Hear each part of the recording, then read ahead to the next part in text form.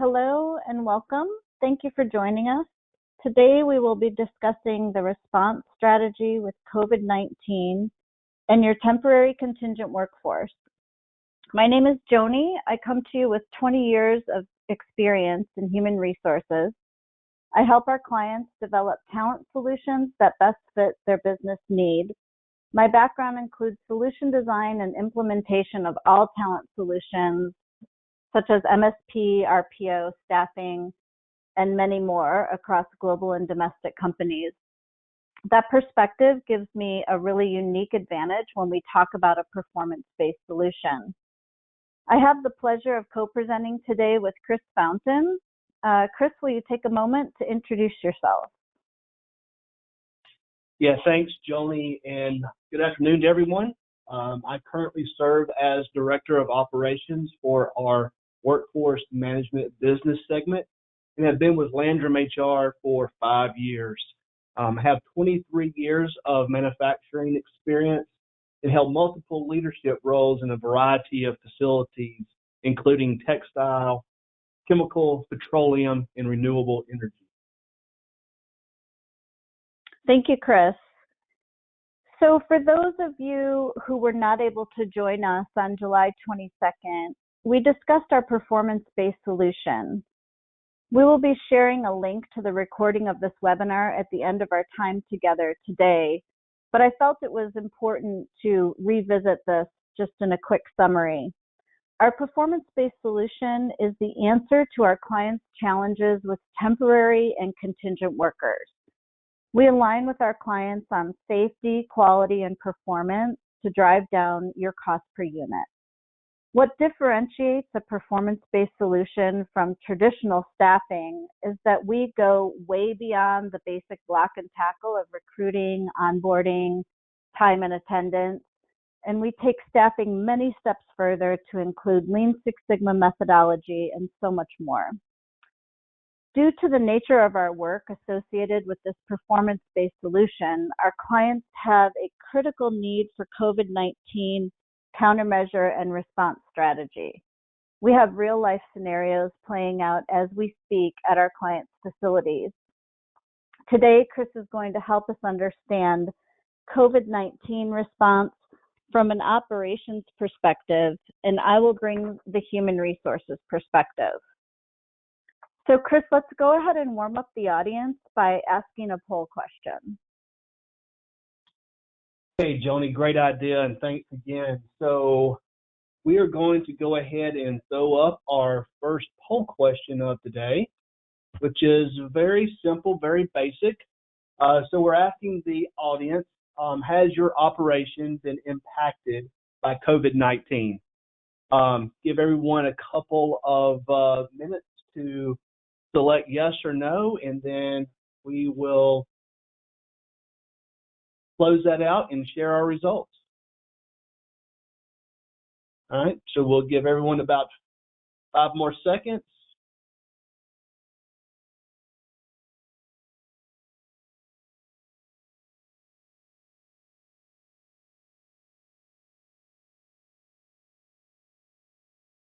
Looks like we've got about everyone voted in, so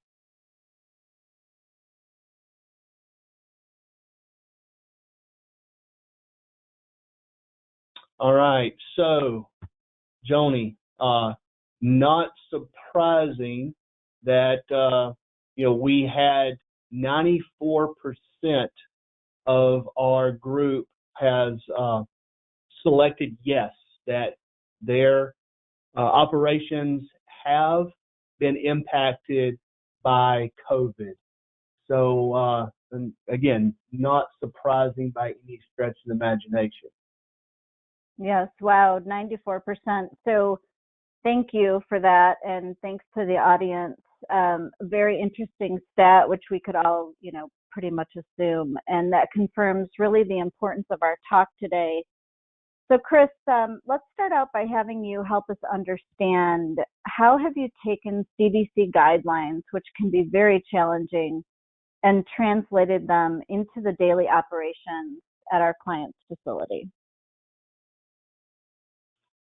Yeah, sure, Joni, I'd be happy to. So audience, when we look at our next few slides, we're going to walk through a kind of a various lessons learned and best management approach that we have implemented in partnership with a number of our clients. We'll outline Landrum HR's performance-based solution approach to managing our temporary and contingent workers while collaborating with the client to create a safe environment for all employees. So kind of in today's language, we'll look at this as creating our workspace bubble. So the question that you must ask yourself is this: is my current supplier of temporary and contingent workers actually addressing countermeasures, response strategy, and a communication plan, and all the other elements that pertain to COVID-19? Or is this something that you, as the client, is having to burden and having to shoulder the load? Again, this is really where Landrum HR and our performance-based solution model delineates ourselves from that traditional staffing service that you may be provided with today. So, Joni, when we talk about how do we take the CDC guidelines and how do we put them into practical application, we really start with our countermeasures, and we say proactive countermeasures for a reason, because this is our first line of defense. This is how we're going to try to create that bubble around our workspace. And that could be as large as the facility and even shrinking down into more of a micro view of that, the actual workstation itself. So in traditional risk mitigation, we're going to look at this in three different types of controls. We're going to look at it from the engineering control, an administrative control, and also from a PPE control. So when we talk about engineering control, right, let's kind of walk through each of these bullets and give a little bit of description. So obviously, step number one in anything that we're doing from a COVID-19 countermeasure has to include social distancing, right? So when we're talking about workstations, we want to make sure that those workers are at least 6 foot apart. So you may say to yourself, how in the world can I do that? Well, sometimes it is an option, sometimes it's not. When it's not an option, we really need to look at creating different types of barriers and shielding, very similar to what we probably see in a lot of convenience stores between yourself and the clerk. So taking that mindset and implementing that in the workstation. Number two, community areas. Now, these community areas can be break rooms, locker rooms, restrooms for that matter. So we really want to look at, especially when we talk about kind of like our cafeterias and break rooms, like, do we have opportunities to establish alternative locations so we can self-distance and social distance our teams away from one another? Also, staggering those break times and those lunch times, so not everyone's pouring into the cafeteria or the break room at the same time, right? We've staggered those out in 10, 15, 30-minute intervals. Directional flow. Again, sometimes this works at your facility, sometimes it doesn't, but it definitely is something that I would strongly consider everyone taking at least a look at to see if it's feasible, right? Designating walkways is one way, streets, if you will, to reduce the close proximity of individuals coming in contact with one another. Again, this really shows itself to be beneficial if you have a facility with multiple departments in a facility with multiple shifts, right? So you really want to kind of have the people coming in one way and going out a separate way. So you reduce that interaction of individuals. You know, I actually saw this over the weekend, Joni, at Publix, at my local grocery store, where they have the aisles separated, where one aisle you go down and one aisle you come back. So it's kind of the general principle there. Performing active temperature screenings outside the facility. Again, this is something that a number of our clients are currently doing that we participate in on a daily basis. At the start of every single shift, every temporary contingent worker is going through this process. Today CDC has their guidelines set at a temperature greater than 100.4 Fahrenheit is that alarm signal that says, hey, you need to do something with this employee. But we actually have a couple of clients that have taken that at a lower threshold. So there is some flexibility there for you to customize this at your location. Clean and disinfect, right? When we're talking about cleaning and disinfecting, this is really those high touch surfaces. And need to be mindful of things like water coolers or vending machines. Any type of shared tools that we have at the location. Forklifts is a great example of a shared tool that multiple people use. So keeping those disinfectants on that piece of equipment and wiping down after each use is very important. And then the last bullet here that we want to cover is looking at touchless technology, right? And this can be as simple as automatic door openers and paper towel dispensers to things that are, a little more technically advanced, which is like time clocks, right? So if you have a time clock at your location and you have multiple people touching that, you want to try to take that out of the equation. So our next slide here, Joni, again, talking about proactive countermeasures is from the administrative standpoint. So population and crowd control, right? And this is something we as leaders really must lead by example, right? So we need to think about limiting our gatherings and our staff meetings, our safety meetings, just our congregation in the hallways and in the, around the coffee pot, around the water cooler. So need to think about that in our day-to-day activities. Number two, and this is again a kind of a unique opportunity that if it works for you, it really, really helps in your countermeasure strategy, is workplace boundaries. So this is an attempt to limit the contact between employees in an interaction between other coworkers. So a couple of examples are if you have a multi-department facility with multi-operations, right? You probably want to think about setting those boundaries and establishing essential staff that has the ability to go back and forth between those areas, right? So really the idea here is what we're trying to do is to limit the amount of contact, and we'll talk about contact tracing later in the presentation, but the idea here again is to limit the amount of cross-contamination or cross-pollination, if you will. Right? We talked about modifying the start and stop times for breaks and lunches, but we also need to think about, is there a grace period for clocking in and clocking out? Again, especially if we have multiple shifts. We have a self-certification questionnaire, right? And we'll talk about this actually in our next slide. And this is something, we have found to be very beneficial in trying to combat COVID-19, especially where we live at today, where, social interaction outside of the workplace is sometimes the things that we don't have control of. And then last on our slide here is just, the usage of signage, various video screens at your facility, floor markings, right? Anything that we can promote social distancing, anything that we can promote, wearing our PPE or anything related to communication. That's really the name of the game. And again, we'll talk more about that as we proceed forward. So Joni, here on this slide, we actually have an example of a self-certification questionnaire that we have every employee answer prior to coming into the facility on a daily basis. So the primary goal, as I mentioned before, of this questionnaire is really for the employee to reflect back on their activity and interaction in the public when not at work, especially over those weekends when spending time with friends and family.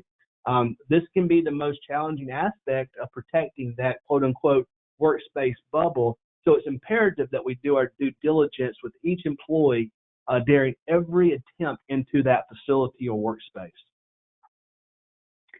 Yeah, Chris, thank you. So this questionnaire, a lot of us have seen it. If you've gone to the dentist or the doctor recently, they go through all of these questions with you, but it makes a lot of sense. But really, can a facility go above and beyond CDC guidelines? Because based on what we're hearing in the news, this questionnaire alone just doesn't seem like enough. Yes, Johnny, absolutely. And the number one way of kind of going above and beyond is addressing your staff and how you will be implementing things such as facial coverings, right? So to go above and beyond CDC guidelines, we, in partnership with most every one of our current clients in some form or fashion, are requiring that facial coverings be worn at all times during the day, right? So this is not an optional. This is not, can you please? This is a requirement. And we actually consider the mask or the facial coverings, if you will, as part of your daily PPE, just like we would with safety glasses and steel-toed shoes. Not wearing the face mask and not wearing the face mask properly is a violation of our safety policy. And this has been communicated down to our employees. And we don't want to make this a burden to the employee, but we have to do, again, our due diligence to keep our facility safe so our clients can be up and running and be prosperful during this time of crisis. So yeah, kind of walking back through the PPE aspect of risk mitigation. So the second bullet here is, PPE should never be shared, right?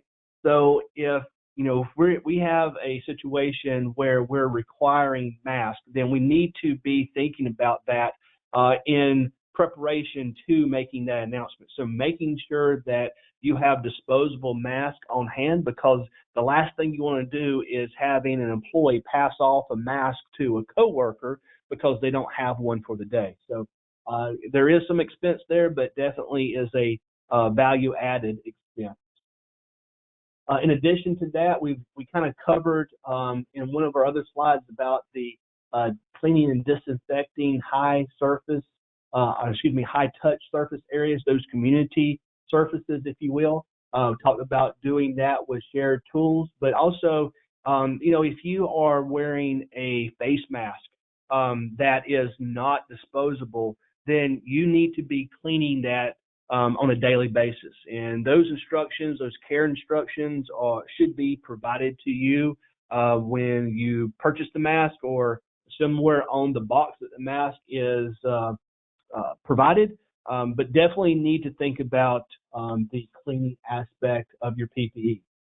And then the last bullet here, Joni, is just, again, repeating the cleaning schedule. And this really is targeting, those operations from a janitorial standpoint. If we need to go out and increase that staff, which we have at a couple of locations, to accommodate that cleaning schedule is something that we definitely will do. And we've seen some benefit of that, if nothing else, more than just kind of a perception of keeping the facility completely wiped down and as clean as possible. So this is something that I would definitely think that we would all want to consider in our countermeasure strategy for COVID-19. Chris, thank you for going through countermeasures with us. I know countermeasures were put in place for our clients really starting back in mid-March, but we felt it was important to go through it to be really thorough in the fact that there needs to be a countermeasure strategy and a response strategy. My guess is most of us are in the response phase now since we're into August. So it would be really interesting to know, Chris, how many in the audience are in the response phase of COVID-19? Yeah, Joni, that actually brings us to our second poll question of the webinar. And I will go ahead and throw it up there. And it's that very question. So we're asking the audience, again, if you will answer yes or no, has your facility experienced a positive COVID-19 case? So we'll give everybody a couple of seconds to answer that question.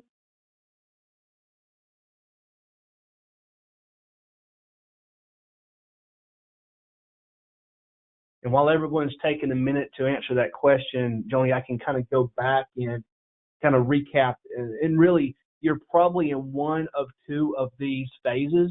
You're actually in a phase where you are trying to protect your facility, protect your business from a countermeasure standpoint, or you've already passed that point and now you're in the response phase. So again, not surprising, Johnny, it looks like it's been split right down the middle. We've got about 50% saying yes and 50% saying no. So again, very interesting, and again, not too surprising that half of the attendees today have had to handle some type of response scenario. Yeah, so absolutely. Those results are telling us, and we're probably moving into even more of a need for response. So I think really that's the most challenging part of what we're dealing with today from some of the scenarios that are coming out of our client sites. It seems to be the most challenging part is the response. So both from an operations perspective and from an HR perspective, extremely challenging. Chris, will you continue and walk us through the response strategy from Landrum HR for our clients, please? Yeah, sure will, Joni.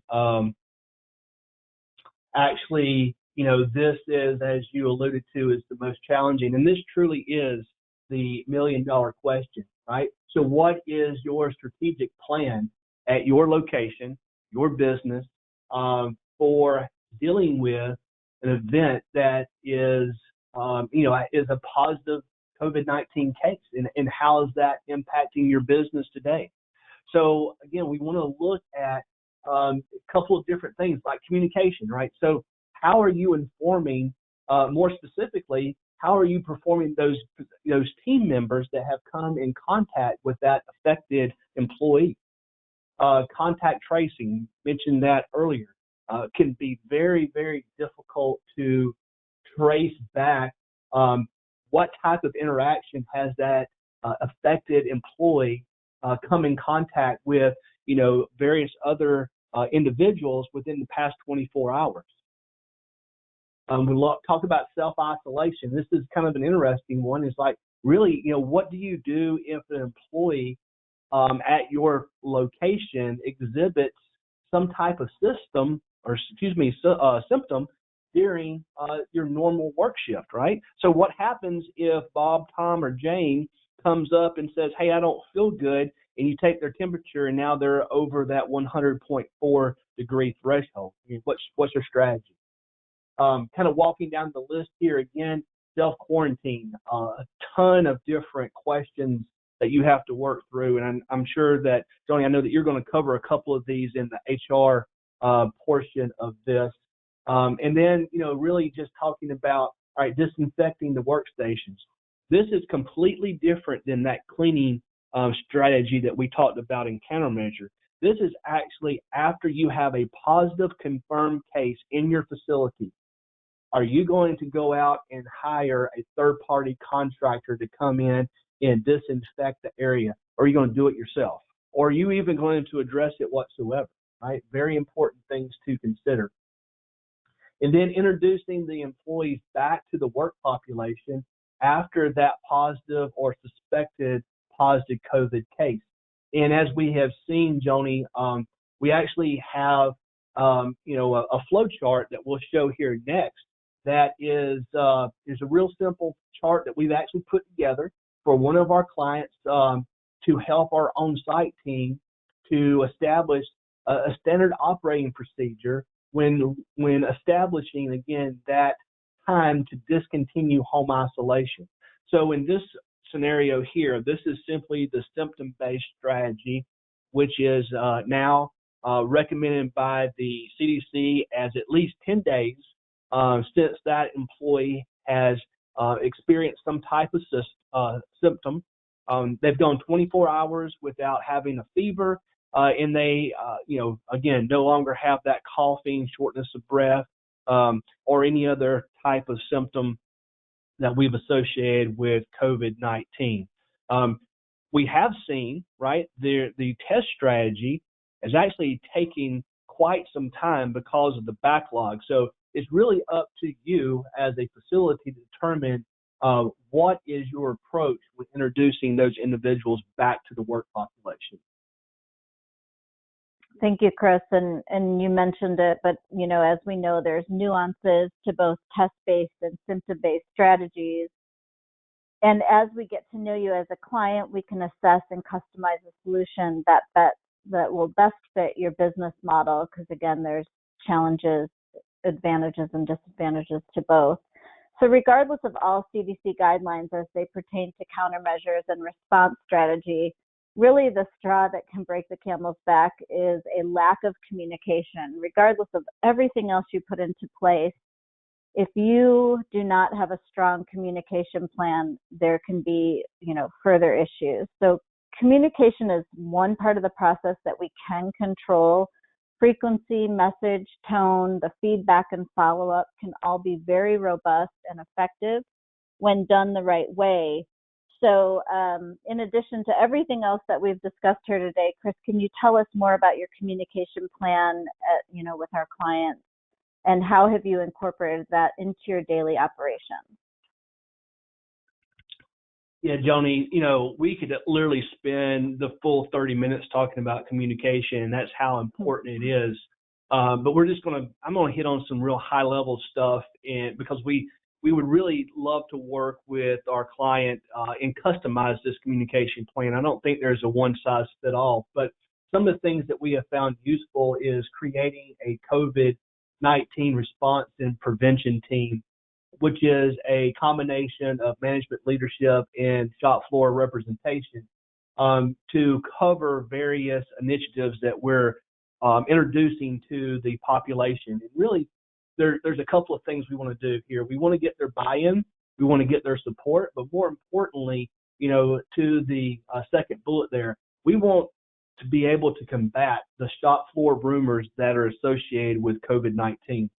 Right? We've got to create a clear message that supports our performance and really leans towards our goals moving forward. We want to make sure that plan is comprehensive, but yet it can pivot quickly, because we know that today this is a very, very fluid situation. I mean, this literally changes by day, but sometimes it changes by hour. So we want to make sure that we stay abreast of our local, state, and national changes. So, Joni, that's really in summary, in a nutshell, the operational side of COVID. And I know there's a whole laundry list of challenges on the HR side. So can you share, just as we close up here, some of the challenges that we're looking at from an HR perspective, please? Yes, absolutely. And again, just like all of these topics, just this, these topics listed on the slide here could be an entire other couple hours. So, when you think aside from countermeasures, response, communication plan, from an HR perspective, there can be numerous employee issues that arise that CDC guidelines just really do not cover. And so for the audience, I want you to think of your current staffing provider and how are they supporting your policies, protocols, and initiatives, because we're really supporting the contingent temporary workers here and making sure that we are following employment law. So, think about what is your staffing provider doing for you in terms of temp contingent workers, or does that all fall on you as an HR department or leadership team? So some of these laws that you see on this slide are really familiar to us, HIPAA, FMLA, but there are newer laws like FFCRA and the CARES Act, most applying to smaller businesses. Think about PTO for those that are out due to COVID or have been exposed. What about contact tracing and the communication of your contact tracing program? How will you handle your return to work policy? What is your self-quarantine policy? So most of us are confident in our countermeasures, but Chris, as you stated, it's more about what we cannot control outside the work environment that seems to be the biggest challenge today. There's so much to navigate. Just know that Landrum HR can help navigate this for you. We manage both operations and HR policy and protocol with our performance-based solution.